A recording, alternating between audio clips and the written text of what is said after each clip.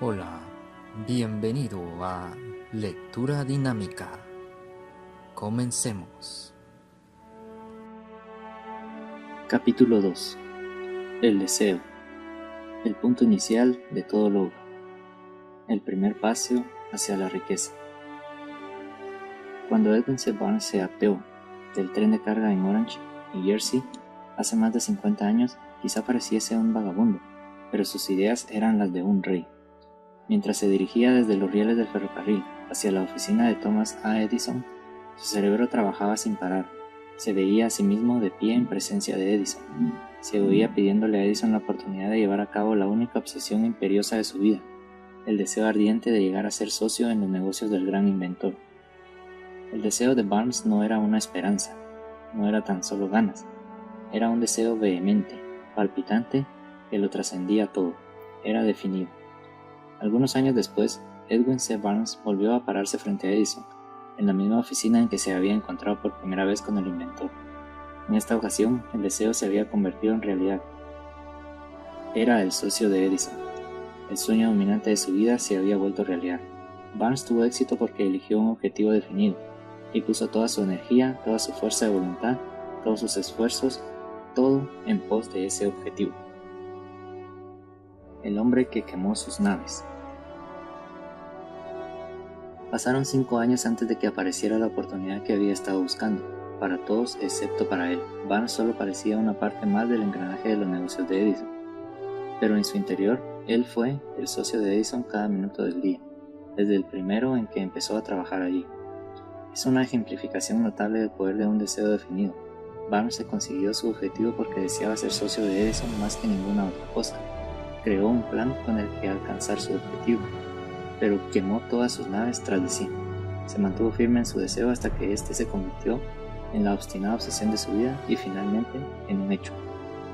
Cuando viajó a Orange, no se dijo: trataré de convencer a Edison de que me dé algún tipo de trabajo, sino: voy a ver a Edison para explicarle que he venido a hacer negocios con él.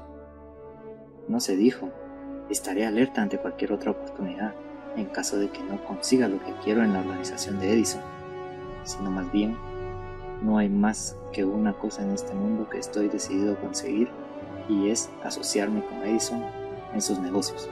Quemaré todas las naves tras de mí y apostaré mi futuro a mi capacidad para conseguir lo que quiero. No se planteó en ningún momento retroceder. Tenía que triunfar o morir. Esa es toda la historia del éxito de Barnes. El incentivo que conduce a la riqueza. Hace mucho tiempo, un gran guerrero afrontó una situación que requería de él una decisión que garantizara su éxito en el campo de batalla. Iba a enviar sus tropas contra un enemigo poderoso, cuyos hombres separaban a los suyos en número.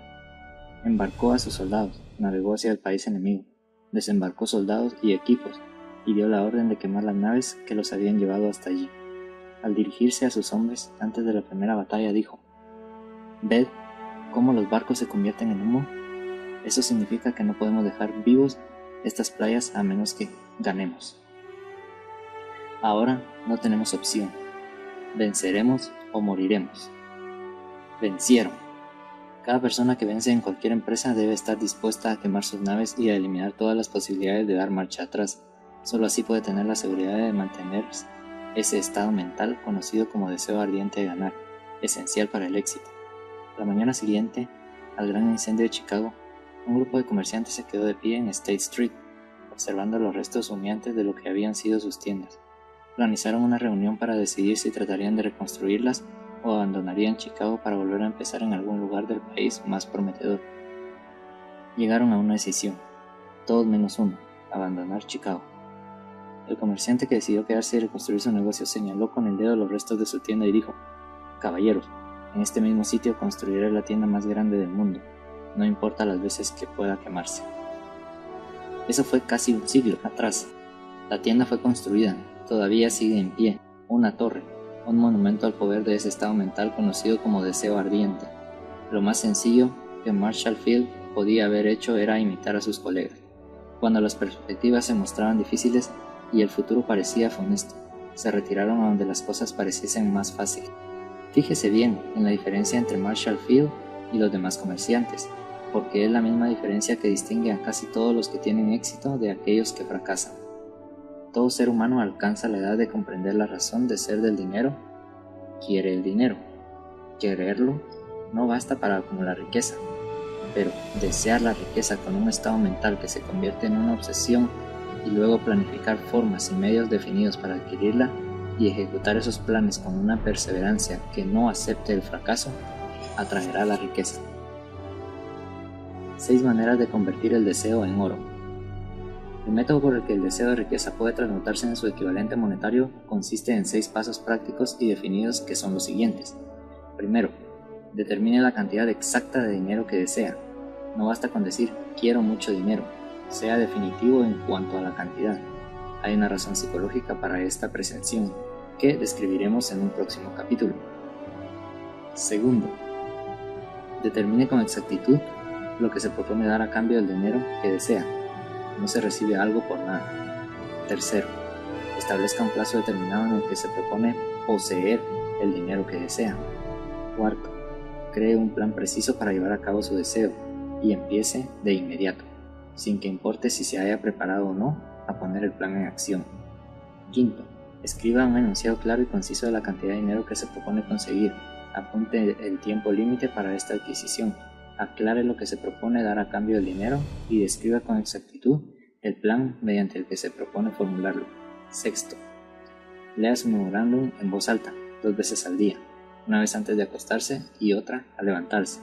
Mientras lee, vea, sienta y piénsese ya en posesión del dinero. Es importante que siga las instrucciones descritas en estos 6 pasos. En especial, observe y siga las instrucciones del 6º paso. Tal vez se queje de que le resulte imposible verse en posesión del dinero, antes de tenerlo realmente. Aquí es donde el deseo ardiente acudirá en su ayuda. Si usted realmente desea el dinero con tanta vehemencia que su deseo se ha convertido en una obsesión, no le será difícil convencerse de que lo conseguirá. El caso es desear el dinero y llegar a estar tan determinado a poseerlo que se convenza de que lo tendrá. ¿Puede usted imaginarse que es millonario?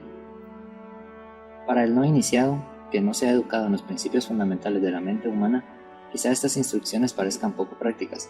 Para quienes no consigan reconocer la validez de estos 6 puntos, puede ser útil saber que la información que difunden fue revelada por Andrew Carnegie, el cual empezó como un obrero común en una fábrica siderúrgica. Pero se las arregló, pese a sus humildes comienzos, para que estos principios le rindieran una fortuna de más de $100 millones.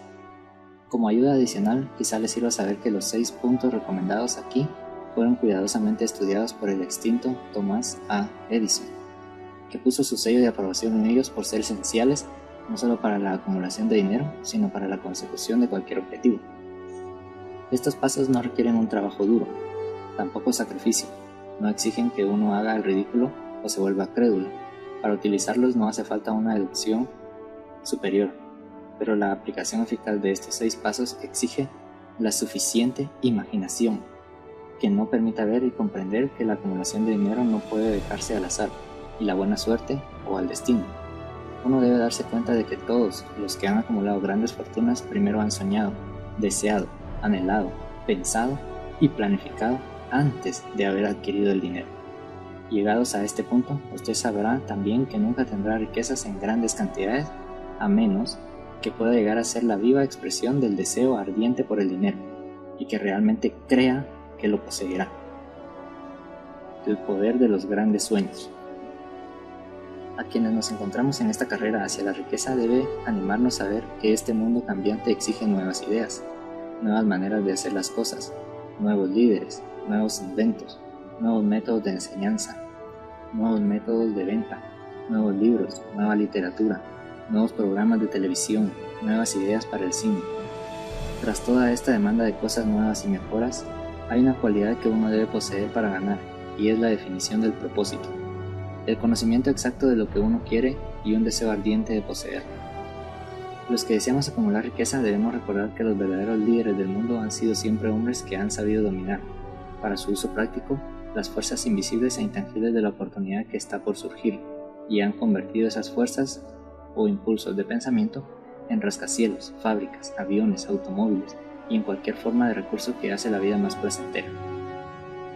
Al planear la adquisición de su porción de riqueza, no se deje influir por quienes menosprecien sus sueños. Para lograr grandes ganancias en este mundo cambiante, uno debe captar el espíritu de los grandes pioneros del pasado, cuyos sueños han dado a la civilización todo lo que tiene de valioso, el espíritu que infunde energía en nuestro país, en las oportunidades de usted y en las mías, para alimentar y vender nuestro talento.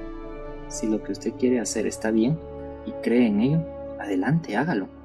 Lleve a cabo sus sueños y no haga caso de que los demás puedan decir si usted se topa en algún momento con dificultades, ya que tal vez los demás no sepan que cada fracaso lleva consigo la semilla de un éxito equivalente. Thomas Edison soñaba con una lámpara que funcionara con electricidad. Empezó a poner su sueño en acción y, pese a sus más de 10.000 fracasos, mantuvo su sueño hasta que lo convirtió en una realidad física. Los soñadores prácticos no abandonan. Whelan, que soñaba con una cadena de tiendas de cigarros, transformó su sueño en acción, y ahora, las United Cigar Stores ocupan algunas de las mejores esquinas de las ciudades estadounidenses. Los hermanos Wright soñaron con una máquina que surcara el aire. Ahora podemos ver en todo el mundo que sus sueños se han cumplido. Marconi soñaba con un sistema para dominar las intangibles fuerzas del éter. Las pruebas de que no soñaba en vano podemos encontrarlas en cada aparato de radio y de televisión que hay en el mundo. Quizás le interese saber que los amigos de Marconi lo pusieron bajo custodia y fue examinado en un hospital para psicópatas cuando anunció que había descubierto un principio mediante el cual podría enviar mensajes a través del aire, sin la ayuda de cables ni ningún otro medio físico de comunicación. A los soñadores de hoy en día les va mejor. El mundo está lleno de una abundancia de oportunidades que los soñadores del pasado jamás conocieron. ¿Cómo hacer que los sueños despeguen de la plataforma de lanzamiento? Un deseo ardiente de ser y de hacer es el punto inicial desde que el soñador debe lanzarse. Los sueños no están hechos de indiferencia, de pereza ni de falta de ambición. Recuerde que todos los que consiguen triunfar tienen un mal comienzo y pasan por muchas dificultades antes de llegar. El cambio en la vida de la gente de éxito suele surgir en el momento de alguna crisis, a través de la cual les es presentado su otro yo. John Bunyan escribió El progreso del peregrino, que se encuentra entre lo mejor de la literatura inglesa, después de haber estado confinado en prisión y haber sido duramente castigado a causa de sus ideas sobre la religión. O. Henry describió el genio que dormía en su interior después de haber conocido graves infortunios y estar encarcelado en Columbus, Ohio, forzado a través de la desgracia a conocer a su otro yo y a usar su imaginación. Descubrió que era un gran autor en vez de un criminal despreciable. Charles Dickens empezó pegando etiquetas en latas de betún. La tragedia de su primer amor atravesó las profundidades de su alma para convertirlo en uno de los más grandiosos autores del mundo. Esta tragedia produjo primero David Copperfield y luego una sucesión de obras que hacen un mundo mejor y más rico a todo el que lee sus libros. Helen Keller se quedó sorda, muda y ciega después de nacer. Pese a su terrible desgracia, ha escrito su nombre con letras indelebles en las páginas de la historia de los grandes. Toda su vida ha sido la demostración de que nadie está derrotado mientras no acepte la derrota como una realidad. Robert Burns era un campesino analfabeto, sufrió la maldición de la pobreza durante toda su vida, fue un alcohólico. El mundo fue mejor gracias a su vida porque vistió de prendas hermosas sus pensamientos poéticos y por tanto arrancó un espino para plantar un rosal en su lugar.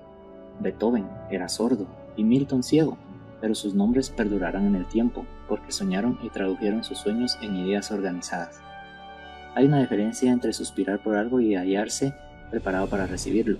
Nadie se encuentra listo para nada hasta que cree que puede adquirirlo. El estado mental debe ser la convicción y no la mera esperanza o el anhelo. La mente abierta es esencial para creer. La cerrazón de ideas no inspira fe, ni coraje, ni convicción. Recuerden, no se requiere más esfuerzo para apuntar alto en la vida, para reclamar abundancia y prosperidad del que hace falta para aceptar la miseria y la pobreza.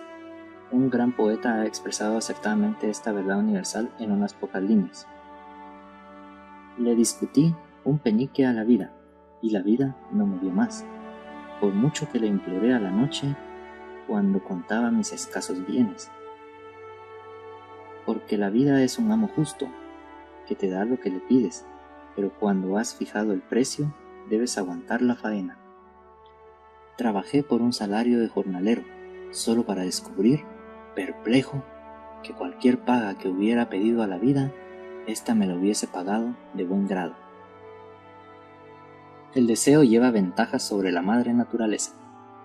Como culminación adecuada de este capítulo, quiero presentar a una de las personas más excepcionales que he conocido. Lo vi por primera vez pocos minutos después de que hubiera nacido.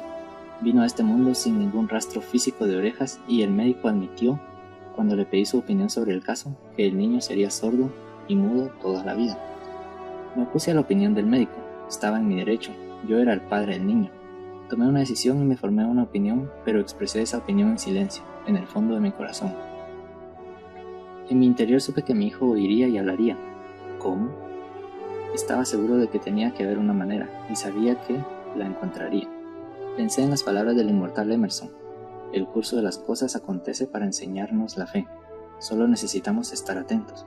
Hay indicadores claves para cada uno de nosotros, y si escuchamos con humildad, oiremos la palabra justa. La palabra justa, deseo. Mucho más que ninguna otra cosa, yo deseaba que mi hijo no fuera sordomudo. De ese deseo no renegué jamás, ni por un segundo. ¿Qué podía hacer? ¿Encontraría alguna forma de trasplantar a ese niño mi propio deseo ardiente de dar con maneras y medios de hacer llegar el sonido a su cerebro sin la ayuda de los oídos? Tan pronto como el niño fuese lo bastante mayor para cooperar, le llenaría la cabeza de tal manera que ese deseo ardiente que la naturaleza lo traduciría en realidad con sus propios métodos. Todos estos pensamientos pasaban por mi mente, pero no hablé de ello con nadie. Cada día renovaba la promesa que me había hecho a mí mismo de que mi hijo no sería sordomudo. Cuando creció y empezó a percibir las cosas que lo rodeaban, notamos que mostraba débiles indicios de que oía. Cuando alcanzó la edad en que los niños suelen empezar a emitir palabras, no hizo intento alguno de hablar, pero de sus actos podíamos deducir que percibía ciertos sonidos. Eso era todo lo que quería saber. Estaba convencido de que, si podía oír, aunque fuese débilmente, sería capaz de desarrollar una mayor capacidad auditiva. Entonces sucedió algo que me llenó de esperanza. Surgió de un hecho totalmente inesperado. Un accidente que cambió una vida. Compramos un fonógrafo. Cuando el niño oyó la música por primera vez, entró en éxtasis y muy pronto se apropió del aparato. En una ocasión estuvo poniendo un disco una y otra vez durante casi 2 horas, de pie delante del fonógrafo, mordiendo un borde de la caja. La importancia de esa costumbre que adquirió no se nos hizo patente sino hasta años después, ya que nunca habíamos oído hablar del principio de la conducción ósea, el sonido. Poco después de que se apropiase del fonógrafo, descubrí que podía oírme con claridad cuando le hablaba con los labios junto a su hueso mastoideo, la base del cráneo. Una vez pude descubierto que podía oír perfectamente el sonido de mi voz. Empecé de inmediato a transferirle mi deseo de que oyese y hablase. Pronto descubrí que el niño disfrutaba cuando yo le contaba cuentos antes de dormirse, de modo que me puse a trabajar para idear historias que estimularan su confianza en sí mismo, su imaginación y un agudo deseo de oír y de ser normal. Había un cuento en particular en el que yo hacía hincapié dándole un renovado matiz dramático cada vez que se lo contaba. Lo había inventado para sembrar en su mente la idea de que su dificultad no era una pesada carga, sino una ventaja de gran valor. Pese al hecho de que todas las maneras de pensar que yo había examinado indicaban que cualquier adversidad contiene la semilla de una ventaja equivalente, debo confesar que no tenía ni la menor idea de cómo podía convertirse esa dificultad en una ventaja. Ganó un mundo nuevo con 6 centavos. Al analizar retrospectivamente la experiencia me doy cuenta de que su fe en mí tuvo mucho que ver con los sorprendentes resultados. Él no cuestionaba nada que yo le dijera. Le vendí la idea de que tenía una ventaja original sobre su hermano mayor y que esa ventaja se reflejaría de muchas maneras. Por ejemplo, los maestros en la escuela se darían cuenta de que no tenía orejas y por ese motivo le dedicarían una atención especial y lo tratarían con una amabilidad y una benevolencia extraordinarias. Siempre lo hicieron. También le vendí la idea de que cuando fuese lo bastante mayor para vender periódicos, su hermano mayor era ya vendedor de periódicos. Tendría una gran ventaja sobre su hermano, porque la gente le pagaría más por su mercancía, debido a que verían que era un niño brillante y emprendedor pese al hecho de carecer de oreja. Cuando tenía unos 7 años mostró la primera prueba de que nuestro método de apoyo rendía sus frutos. Durante varios meses imploró el privilegio de vender periódicos, pero su madre no le daba el consentimiento. Entonces se ocupó por su cuenta del asunto. Una tarde en que estaba en casa con los sirvientes, trepó por la ventana de la cocina, se deslizó hacia afuera y se estableció por su cuenta. Le pidió prestados 6 centavos al zapatero remendón del barrio. Los invirtió en periódicos, Los vendió, reinvirtió el capital y repitió la operación hasta el anochecer. Después de hacer el balance de sus negocios y de devolverle a su banquero los 6 centavos que le había prestado, se encontró con un beneficio de 42 centavos. Cuando volvimos a casa aquella noche estaba durmiendo en su cama, apretando el dinero en un puño. Su madre le abrió la mano, cogió las monedas y se puso a llorar. Me sorprendió. Llorar por la primera victoria de su hijo me pareció fuera de lugar. Mi reacción fue la inversa. Reí de buena gana porque supe que mi empresa de inculcar en la mente de mi hijo una actitud de fe en sí mismo había tenido éxito. Su madre veía a un niño sordo que, en su primera aventura comercial, se había escapado a la calle y había arriesgado su vida para ganar dinero. Yo veía a un hombrecito de negocios valiente, ambicioso y lleno de confianza en sí mismo, cuyo valor intrínseco se había incrementado en un 100% al haber ido a negociar por su cuenta y haber ganado. La transacción me agradó porque había dado prueba de una riqueza de recursos que lo acompañaría toda su vida. El niño sordo que oyó. El pequeño sordo asistió a la escuela, al instituto y a la universidad sin que fuese capaz de oír a sus maestros, excepto cuando le gritaban fuerte a corta distancia. No lo llevaron a una escuela para sordos. No le permitimos que aprendiese el lenguaje de los sordomudos. Habíamos decidido que viviese una vida normal y mantuvimos esa decisión, aunque nos costó muchas discusiones acaloradas con funcionarios escolares. Cuando estaba en el instituto, probó un aparato eléctrico para mejorar la audición, pero no le dio resultado. Durante su última semana en la universidad sucedió algo que marcó el hito más importante de su vida, en lo que pareció una mera casualidad. Entró en posesión de otro aparato eléctrico para oír mejor, que le habían enviado para probar. Estuvo indeciso en probar el aparato debido a su desilusión con otro similar. Finalmente lo cogió, se lo puso en la cabeza, conectó las baterías y, ¡sorpresa!, como por arte de magia, su deseo de toda la vida de oír sin problemas se convirtió en realidad. Por primera vez oía tan bien como cualquier persona con audición normal. Alborozado con el mundo diferente que acababa de percibir a través de ese aparato auditivo, se precipitó al teléfono, llamó a su madre y oyó su voz a la perfección. Al día siguiente oía con claridad las voces de sus profesores en clase. Por primera vez en su vida también, mi hijo podía conversar con la gente sin necesidad de que le hablaran con voz de trueno. Realmente había entrado en posesión de un mundo distinto. El deseo había comenzado a pagar dividendos, pero la victoria todavía no era completa.